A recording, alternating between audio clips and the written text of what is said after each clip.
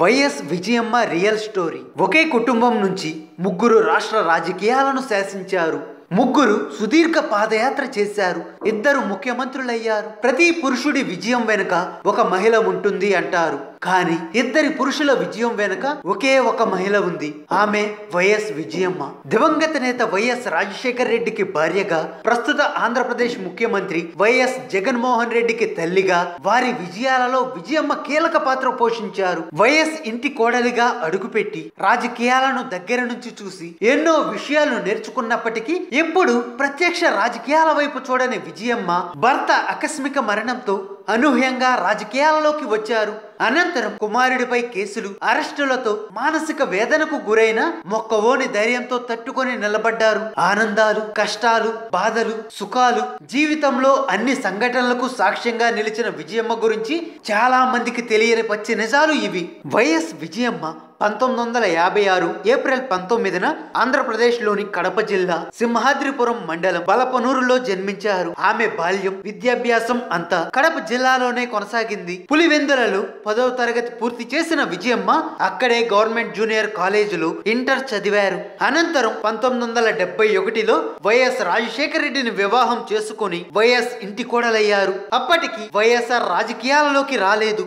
Doctor గా సేవలు అందిస్తూ కడప జిల్లాలో మంచి పేరు తెచ్చుకున్నారు. 1978లో వైఎస్ రాజశేఖర రెడ్డి రాజకీయాలలోకి ప్రవేశించిన తరువాత పిల్లల అవసరాలను, కుటుంబ బాధ్యతను విజయమ్మ చూసుకున్నారు. విజయమ్మ మృదుభాషి, నిగర్వి, కోట్లాది మంది ప్రజలు తమ ఆరాధ్య దైవంగా భావించే వైఎస్ రాజశేఖర రెడ్డి విజయం వెనుక విజయమ్మ మద్దతు మాటల్లో వర్ణించలేం. క్షణం తీరికలేని కార్యక్రమాలతో పోరాట యోధుడిలా గడిపే వైఎస్ రాజశేఖర రెడ్డికి ఆమె నిత్యం తెర వెనుక అండగా నిలిచారు. చెదరని చిరునవ్వుకు ఆమె చెదరని చిరునామా అని చెప్పొచ్చు.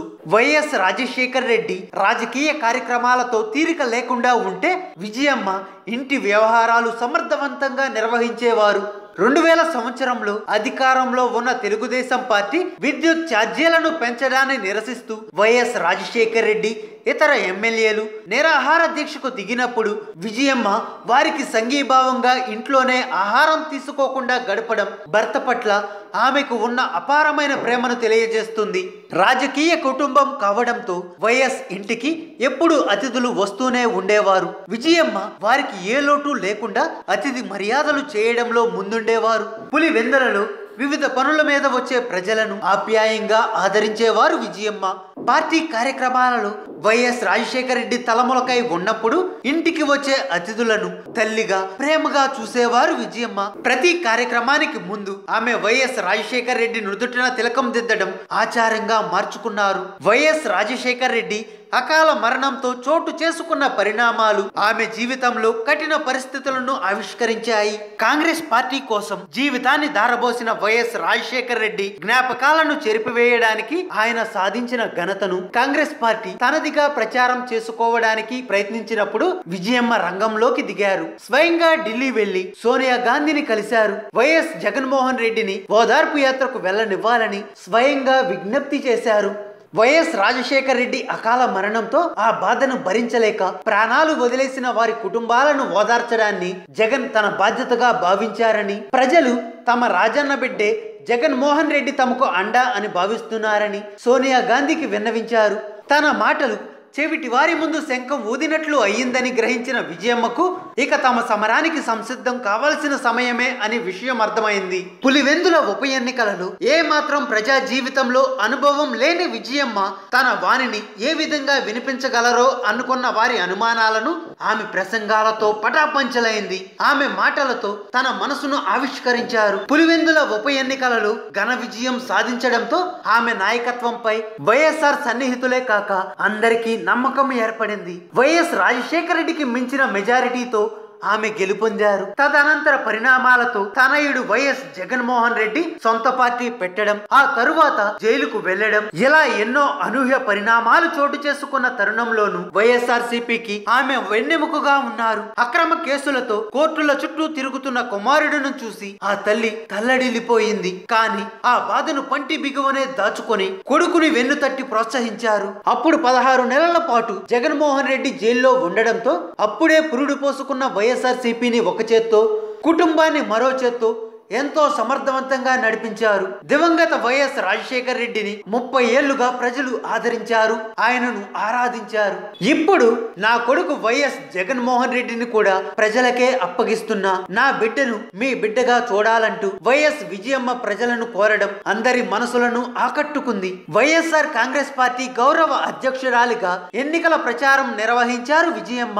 వయస్సుతో సంబంధం లేకుండా కొడుకు విజయం కోసం ఎండనక వాననక ఊరు వాడా తిరిగారు. 2019 ఎన్నికలలో అయితే రాజకీయాల పట్ల పూర్తి అవగాహన చేసుకున్న వైఎస్ విజయమ్మ అధికార తెలుగుదేశం పార్టీ వైఫల్యాలపై, విపక్ష పార్టీల విమర్శలపై నిప్పులు కురిపించారు. కుమారుడి విజయం కోసమే కష్టపడ్డారు. ముఖ్యంగా జగన్మోహన్ రెడ్డి అరెస్టు సమయంలో ఆమె చూపిన తెగువ అనితర సాధ్యం. కోడలు కుమార్తెతో కలిసి రాజ్ భవన్ ముందు ధర్నా చేయడం, అప్పటి ప్రధాని మన్మోహన్ సింగ్ కి సుదీర్ఘ లేఖ రాసి తమకు జరుగుతున్న అన్యాయాన్ని జాతీయ స్థాయిలో వినిపించడంలో విజయమ్మ విజయవంతం అయ్యారు. జగన్మోహన్ రెడ్డి జైల్లో ఉన్నప్పుడు కుమార్తె షర్మిలతో కలిసి వైఎస్ఆర్ కాంగ్రెస్ పార్టీని ప్రజలలోకి తీసుకువెళ్లారు. ఇక జగన్మోహన్ రెడ్డి 2014 ఎన్నికలలో ఓడిపోయినప్పుడు కూడా ఆమె ధైర్యం చెప్పి నిత్యం ప్రజలలో ఉండేలా ప్రోత్సహించారు. నమ్మిన వాళ్లకు ప్రాణం పోయడం మాత్రమే జగన్ కు తెలుసు. మీకోసం నా కొడుకు వస్తున్నాడు, కాపాడుకునే బాధ్యత మీదే, నా బిడ్డను మీ చేతుల్లో పెడుతున్నా అంటూ ప్రజలకు జగన్ గురించి తెలిపి జగన్ కి ఒక ఛాన్స్ ఇవ్వాలనే ఆలోచనను ప్రజలలో కలిగించారు విజయమ్మ.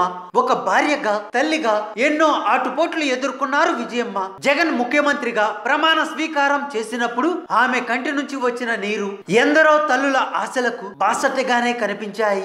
ఢిల్లీకి రాజైన తల్లికి తనయుడే అన్నట్టు తల్లి కన్నీరు జగన్ తుడిచే సన్నివేశం ఆప్యాయతకు, ప్రేమానురాగాలకు ప్రతీకగా ఎప్పటికీ నిలిచిపోతుంది అని చెప్పొచ్చు. ఆనందంగా సాగిపోతున్న జీవితంలో అనుకోని కష్టం ఎదురైనా మొక్కవోని ధైర్యంతో ముందుకు సాగుతూ కుమారుడి కష్టాలకు తోడుగా నిలిచి లక్ష్యం వైపు తనయుడిని నడిపించి ఒక తల్లిగా ఆత్మ సంతృప్తి పొందిన వైఎస్ విజయమ్మ ఎందరికో ఆదర్శవంతంగా స్ఫూర్తిగా నిలుస్తారు అనేది అక్షర సత్యం.